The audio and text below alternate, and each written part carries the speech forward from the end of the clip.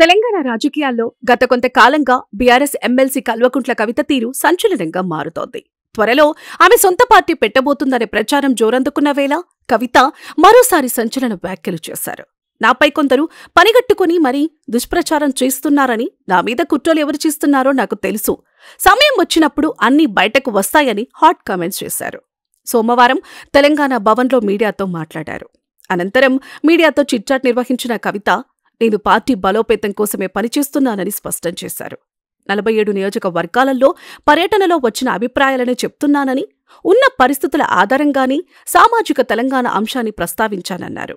పార్టీపై ప్రజల్లో రోజురోజుకు నమ్మకం పెరుగుతోందని, ఈ సమయంలో నాపై ఈ రకమైన దుష్ప్రచారం సరికాదన్నారు.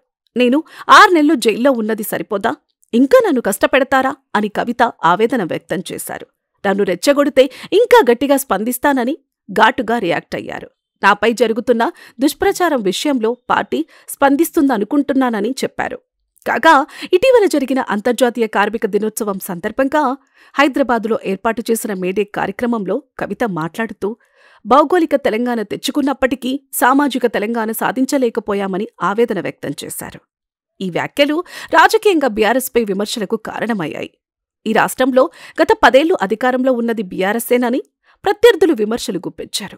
దీంతో కవిత తీరు సొంత పార్టీ పాలన, అందులోనూ తండ్రి సీఎంగా ఉన్నప్పటికీ ప్రభుత్వంలోని లోపాలను ఎత్తు చెప్పేలా ఉందని కవిత వైఖరి చూస్తే బీఆర్ఎస్ను వీడి సొంత పార్టీని స్థాపించే ఆలోచనలో ఉన్నారనే ప్రచారం జోరుగా జరుగుతోంది.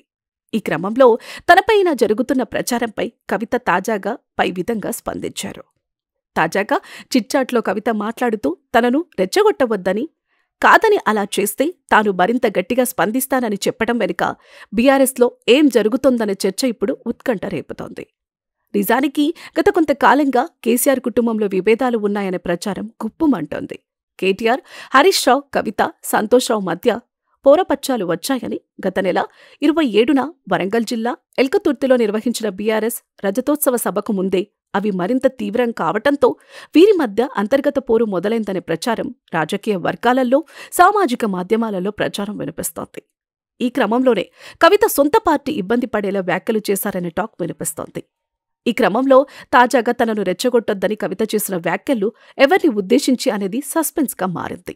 ఈ పరిణామాలతో బీఆర్ఎస్ మే క్యా హో రహా హై అనే గుసగుసలు కార్ పార్టీలో జోరందుకున్నాయి.